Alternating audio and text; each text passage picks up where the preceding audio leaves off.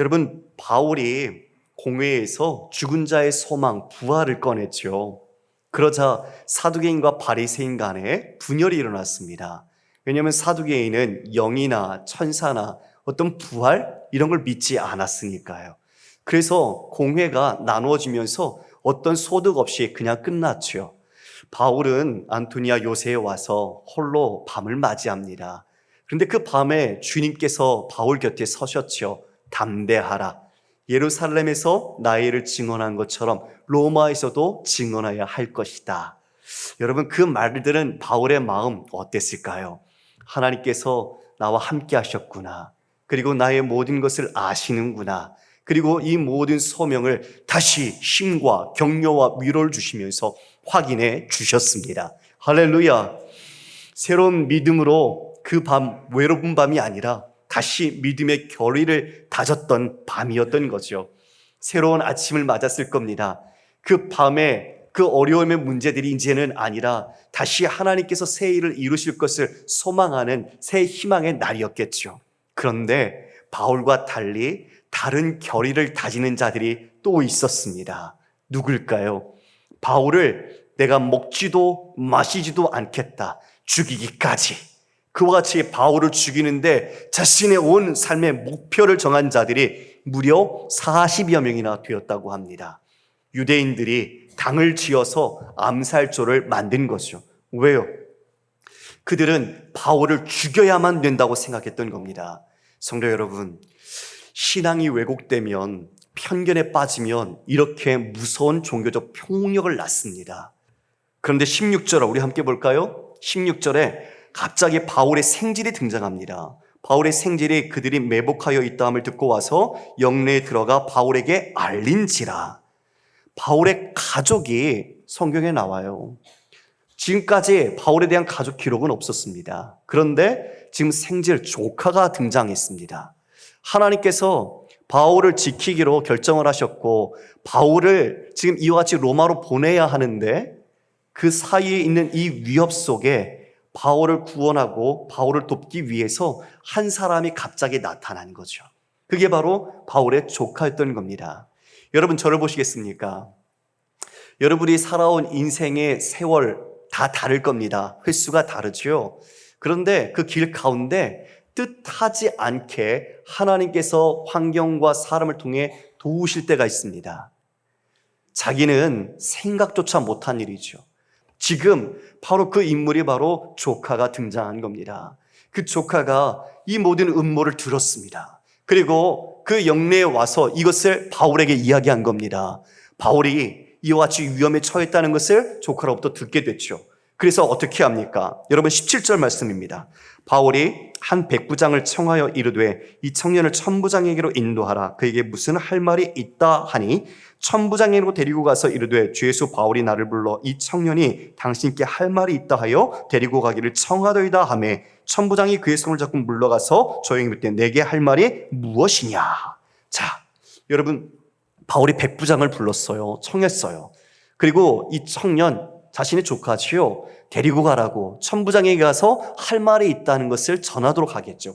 그 백부장이 그와 같이 천부장에게로 인도합니다. 그리고 천부장에게 이 죄수 바울이 지금 이 청년이 할 말이 있다 하여 내게 요청하더이다. 그런데 천부장이 바로 그 청년의 손을 잡고 조용하게 이끌어요. 그리고 내게 할 말이 뭐냐 묻죠.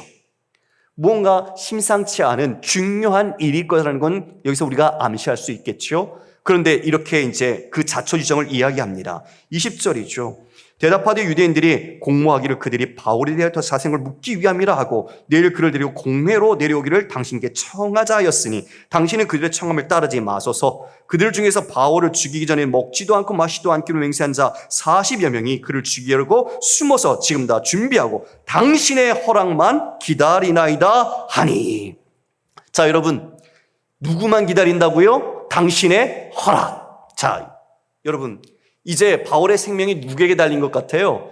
천부장의 결정, 천부장의 허락에 달린 것 같아요. 그렇죠? 예, 천부장이 허락하면 어떻게 될까요? 이제 가는 길에 갑자기 나타나서 급습해서 바울을 죽이는 거겠죠.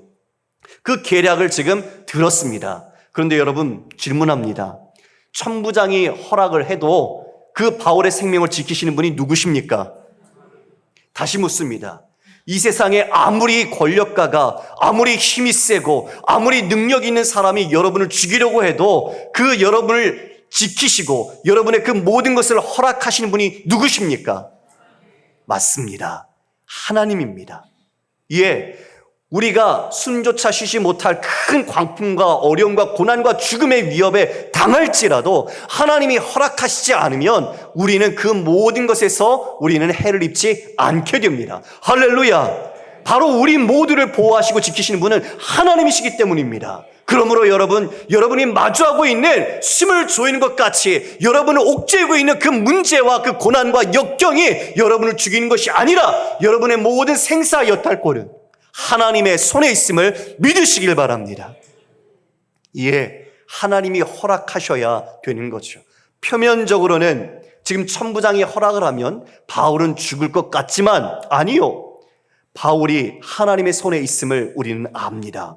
마태복음 10장 28절 이하의 말씀에 몸은 죽여도 영혼은 능히 죽이지 못하는 자들을 두려워하지 말고 오직 몸과 영혼을 능히 지옥에 멸하실 수 있는 이를 두려워하라. 참새 2마리가 한 앗사론에 팔리지 않느냐.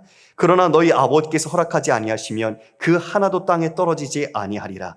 너에게는 머리털까지 다 세신 바 되었나니 두려워하지 말라. 너희는 많은 참새보다 귀하니라. 누가복음 21장 17절 18절 말씀에 또 너희가 내 이름으로 말미암아 모든 사람에게 미움을 받을 것이나 너희 머리털 하나도 상하지 아니하리라. 할렐루야. 주님 말씀하셨습니다. 너희가 미움을 받을 것이다. 그러나 너희가 머리털 하나도 상하지 않을 것이다. 너희는 참새보다 귀하다. 하나님께서 이와 같이 우리를 사랑하시고 보호하신다는 것을 이미 말씀해 주셨죠. 하나님은 자기 자녀를 지키시는 분입니다. 하나님이 허락하시지 않으면 세상에 어떤 권세가라도 우리를 해할 수 없습니다. 머리털 한 털이라도 우리를 해할 수 없다는 것입니다. 하나님은 여러분을 사랑하시기 때문이죠. 여러분을 예수님의 그 십자가의 피값을 주고 사신 하나님의 백성이시고 하나님의 자녀이고 하나님께서는 여러분을 누구보다 사랑하는 존재입니다. 그러므로 여러분은 주 안에서 안전합니다. 지금 바울이 그런 위기에 놓였죠. 지금 이것을 지금 천부장에 와서 이야기했지만 천부장은 누구에게도 내게 말한 것을 말하지 말라 하고 그를 돌려보내지요. 그러나 이 모든 것이 천부장의 허락에 있는 것이 아니라 여러분 하나님의 주의 팔에 이 바울과 우리의 안전이 있음을 믿으시길 바랍니다. 그러나 우리에게 만약 고난이 있다면, 우리에게 환난이 있다면 우리는 그것이 하나님의 뜻이 있다는 것을 깨달을 수 있습니다. 왜요? 그 고난조차도 우리에게 허락하셨다면 거기에는 하나님의 계획이 담겨 있다는 거죠. 로마서 5장 3절 이하에 이렇게 말씀합니다. 세번역 성경입니다. 그뿐만 아니라 우리는 환난을 자랑합니다. 우리가 알기로 환난은 인내력을 낳고 인내력은 단련된 인격을 낳고 단련된 인격은 희망을 낳는 줄을 알고 있기 때문입니다. 이 희망은 우리를 실망시키지 않습니다. 하나님께서 우리에게 주신 성령을 통하여 그의 사랑을 우리 마음속에 부어주셨기 때문입니다. 여러분, 성도는 그리스도에는 환난을 자랑한대요. 예, 우리에게 닥치는 그 어려움, 고통, 재난을 자랑한대요. 이게 정신이 나가서 그런 걸까요? 정신이 이상해져서 그것을 자랑하는 걸까요? 아니죠. 왜요? 그 환난 가운데 하나님이 우리를 향한 유익하신 뜻, 하나님이 우리를 향한 선하신 뜻이 있다는 것을 알기 때문입니다. 바로 그 모든 환난을 통해서 우리에게 정금 같은 믿음을 만들어 주시죠. 그 연단은 이 세상이 줄 수 없는 진정한 믿음, 그리고 가장 고귀한 믿음을 더욱 정결하게 만들어가는 거죠. 그리고 그 믿음은 우리의 무엇을 낳습니까? 소망과 희망을 줍니다. 어떤 소망이요? 이 세상이 줄 수 없는 소망, 우리에게 영원한 구원과 생명의 소망을 이루도록 하나님께서 성령을 통해 우리에게 사랑을 부어주시고 우리는 그것에서 믿음을 지키며 환난이 우리에게는 오히려 자랑이 되고 그 자랑이 이 세상에서는 우리의 인내와 믿음의 연단을 통해 하나님을 증거하는 그 구원의 소망을 이루어 가더라는 것입니다. 할렐루야. 바로 이것이 그리스도인의 놀라운 믿음의 역사입니다.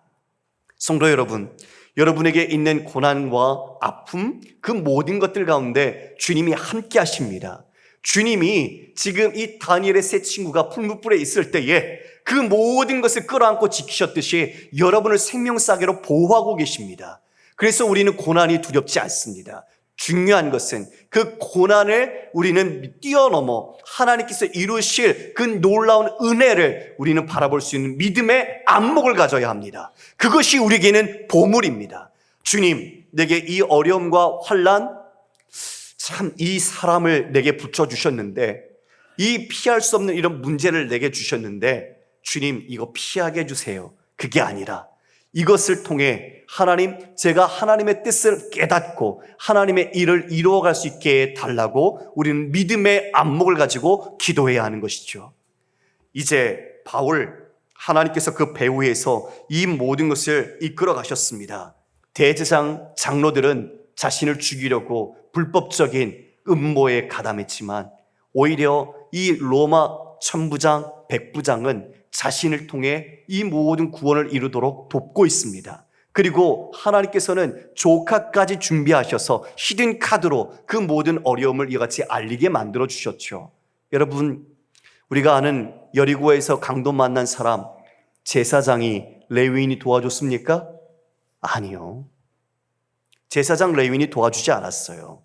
멸시받고 만나기 싫어하는, 상종하기 싫어하는 사마리아 사람이 도와줬어요. 지금 하나님의 섭리가 놀라운 거죠. 바울의 유대인 동족들이 도와주는 게 아니라 이방인을 통해서 하나님이 바울을 돕고 바울을 보호해주고 계시더라는 겁니다. 우리는 그래서 여러분, 용기를 얻을 수 있습니다. 이런 생각이 들었어요. 참, 나를 죽이려는 사람이 이 세상에 40여 명이나 있다면 숨조차 쉬지 못하고 맨날 도망자의 인생, 숨어야 하는 인생일지 모르겠으나 하나님의 뜻에 붙잡히고 하나님이 나를 이끄신다면 그 모든 두려움도 나를 해할 수 없기에 나는 거기에서 오히려 믿음의 용기로 결연하게 하나님의 뜻을 이루어 갈 수 있겠구나, 이것을 깨닫게 되었습니다. 그러니까 곧 우리는 지금 느낄 수 없을지 모르지만 하나님께서 우리의 뜻을 이루기 위해, 주님의 뜻을 이루기 위해서 그 모든 것을 이루시는 준비하고 계시고 지금도 일하고 계신다는 것을 우리는 깨달아야 한다는 것을 분명히 보게 되는 것이죠. 너무 커서, 우리를 위한 하나님의 계획이 너무 커서 우리는 그것을 느끼지 못할 수도 있어요. 그러나 하나님은 내가 모르는 사이에도 이 사람들과 환경을 움직여서 우리에게 하나님의 선한 뜻을 이루어 가더라는 것이죠. 그러나 나는 고난 가운데 있어도 하나님이 그 모든 것을 이루어 가시기에 우리는 믿음의 용기를 낼 수 있더라 말입니다. 할렐루야! 이게 우리의 믿음의 용기, 그리스도인의 마음입니다. 하나님께서 우리 뒤에 그 모든 일을 이루어 가시는 것이죠. 천부장이 그를 보낸 뒤에 이제 백부장 둘을 부릅니다. 그리고 나서 이렇게 말을 하지요. 여러분, 23절입니다. 백부장 둘을 불러 이르되 밤 제3시에 가이사랴까지 갈 보백 200명과 기병 70명과 창병 200명을 준비하라고, 또 바울을 태워 총독 벨리스에게로 무사히 보내기 위하여 짐승을 준비하라 명하여. 자, 백부장 둘을 불렀습니다. 그리고 군사를 준비시키라고 그래요. 근데 시기를 보니까 밤 제3시입니다. 밤 제3시는 오늘날 밤 9시입니다. 9시에 둘의 백부장을 지휘관을 부르고 보병 200명, 그리고 기병 70명, 창병 200명, 도합 470명을 준비하라고 말합니다. 자, 여러분, 제가 좀 묻겠습니다. 뭐가 좀 이상하지 않습니까? 여러분이 천부장이라고 한번 생각해 보시고 우리가 함께 생각해 볼게요. 지금 백부장이나 천부장이나 지금 처음 만난 청년의 이야기를 들었습니다. 그리고 바울이 이 청년을 백부장에게 부탁해서 백부장이 천부장이 할 때 죄수 바울이 내게 이렇게 청하더이다 했어요. 지금 바울은 로마 시민권자이지만 혐의를 갖고 있는 사람입니다. 그런데 정말 진짜 지휘관이 누굽니까? 백부장입니까? 천부장입니까? 바울입니까? 지금 보면 다 바울이 하는 말을 듣고 있고 바울의 조카의 말을 따르고 있어요. 천부장, 백부장이 만만한 관리들이 아닙니다. 군사 100명, 1000명을 거느리는 아주 사령관들이에요. 여러분, 사령관 되기까지 그 자리가 녹록하게 쉽게 올라갔겠습니까? 아니에요. 그런데 초면에 만난 사람의 말을 다 따르고 있는 거예요. 놀랍지 않습니까? 이게 어떻게 이런 일이 가능합니까? 여러분, 천부장은 분명히 자신이 그 자리까지 오기에 수많은 경제적 그리고 정치적인 어떤 이해 타산들 그리고 음모들, 계략들을 다 경험했을 겁니다. 세상에서 높은 자리에 올라가신 분들은 정말 산전수전, 공중전 다 겪었다고 표현하잖아요. 수많은 사람들을 이미 다 겪었고 그 안에 문제들, 사건들 속에 깔려있는 그 첨예한 관계들과 이익을 다 타산을 해본 사람들입니다. 그러면 지금 이 음모를 접한, 이 정보를 받은 천부장 어떻게 할까요? 만약 진짜 자기의 생각을 한다면 여러분, 이 불법을 행한 자들을 만나죠. 누구예요? 대제사장들, 그리고 장로들, 지도자들 아니에요. 그 지도자들과 함께 내가 이 약점의 정보를 얻었다. 너희들이 불법에 가담했던데 이제 내 이것을 가지고 자신이 예루살렘 보안 책임자로서 그들의 도움을 받을 수 있는 아주 이권의 기회가 아니었을까요? 빌라도가 예수님이 죄가 없지만 예수님 내어주고 자신의 자리와 자신의 권세를 누리고 했던 것처럼 바울 내주고 지금 천부장 이 자리에서 자신의 평화로운 자리, 자신이 이 자리를 유지할 수 있는 그 모든 것을 자신이 담보받을 수 있지 않았을까요? 오히려 이게 천부장에게는 더 실익 아닙니까? 그런데 지금 왜 470명? 아니 뭐 대통령도 아니잖아요. 대통령도 470명 보호하면서 갑니까? 아니잖아요. 근데 470명을 동원해요. 40여 명, 그들은 그냥 강도 같은 사람이겠죠. 무슨 군사 훈련을 받았겠어요? 그런데 당시 로마 군인들은 최첨단, 최신의 전략 전술, 그리고 장비를 갖고 있고 훈련을 받은 정예병이에요. 그러면 조금만 더 인력 보강해서 바울을 보호하면 되죠. 그리고 이 밤 9시가 아니라 왜 무리하게 이 밤에 떠납니까? 내일 떠나도 되잖아요. 전혀 문제 없잖아요. 그런데 바로 즉시로 실행을 합니다. 여러분, 이거 누가 하신 걸까요? 하나님이 하셨어요. 할렐루야. 하나님이 여러분들을 이렇게 불꽃 같은 눈동자처럼 지키십니다. 지금 바울을 이와 같이 보호하시는 거예요.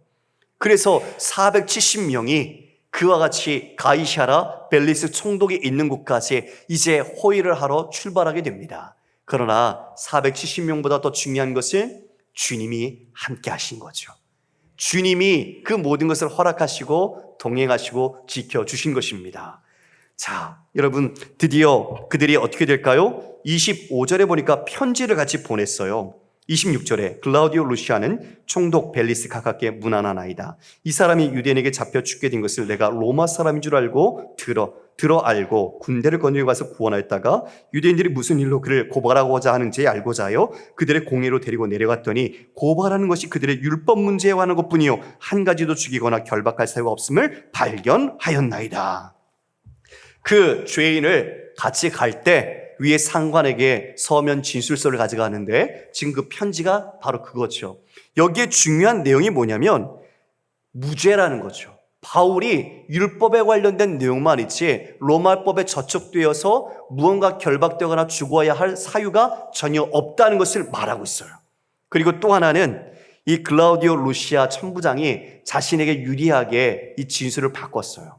여기에 보면 내가 로마 사람인 줄 알고 군대를 거느리고 가서 그를 구원했대요. 그러나 아니죠. 원래는 채찍질해서 그를 칠 때 바울이 이야기해서 알게 됐죠. 그래서 결박한 걸 두려워했잖아요. 자신에게 유리하게 바꿨어요. 자, 여하간 바울은 무죄해요.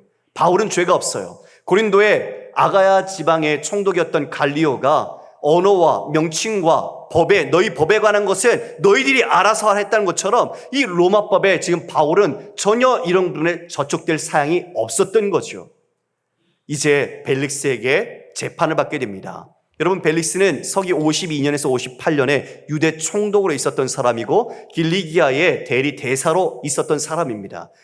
죄인을 먼저 마주하면 피의자에 대해서 뭘 하죠? 먼저 어디 출신인지 이런 걸 묻잖아요. 바울에게도 묻습니다. 내가 어디 영지 출신이냐? 그랬더니 길리기아라고 말하죠. 자신이 통치하고 있는 곳, 자신이 대리하고 있는 것이기 때문에 이제 재판을 담당하게 되는 것입니다. 고발하는 자가 올 때까지 너를 이와 같이 헤롯궁에 그를 지키라 말하게 되죠. 자, 성도 여러분, 오늘 말씀을 보면서 우리는 이것을 깨닫게 됩니다.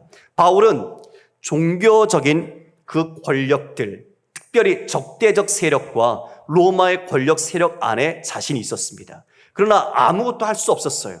바울이 할 수 있는 것은 없었습니다. 그런데 그 주변의 상황을 누가 움직이십니까? 조카도 움직이시고 백부장, 천부장, 이 모든 벨릭스까지 이르도록 누가 움직이셨습니까? 하나님께서 하셨습니다. 여러분, 비록 난 지금 할 수 있는 게 아무것도 없어요.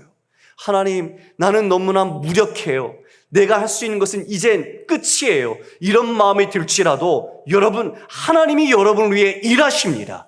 하나님께서 환경과 사람을 동원하셔서 하나님께서 여러분에게 주신 뜻, 하나님의 계획을 이루어 가십니다. 하나님은 실수가 없으시고 완전하신 분이십니다. 이것을 지금 이 바울을 통해서 보여주고 있는 것이요.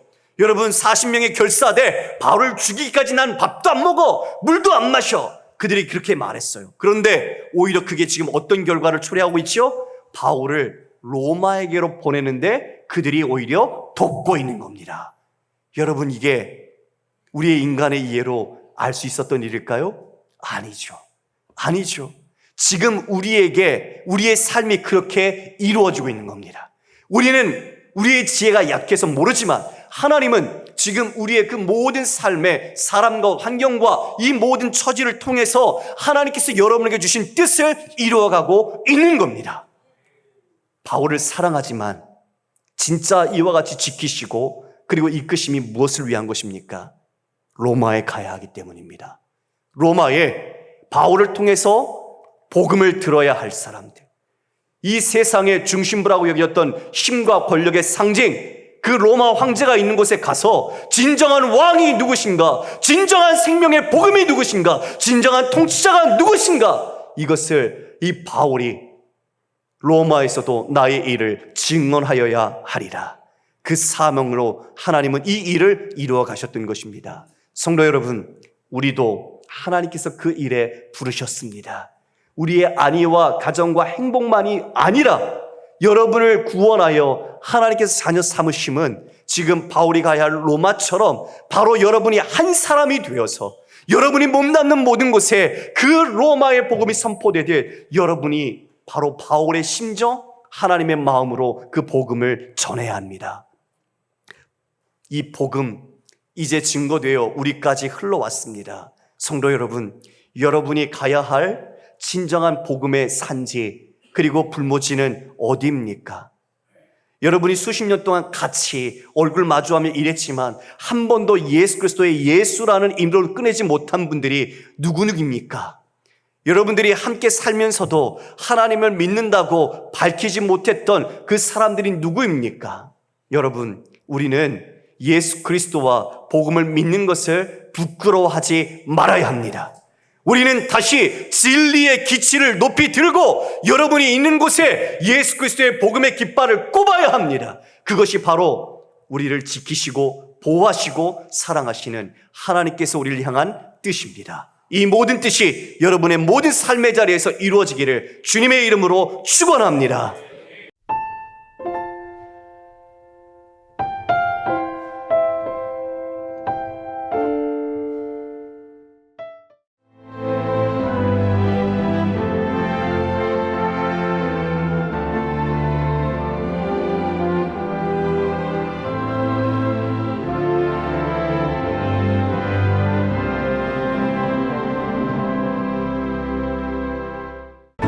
1년 12달 꽃피는 섬이 있습니다. 천사섬 신안 사계절 꽃축제. 봄을 여는 수선화부터 섬길을 걸으면 걸을수록 놀라운 즐거움을 선사하는 겨울꽃 애기동백까지, 이제 대한민국 섬여행은 사계절 꽃축제와 함께 천사섬 신안.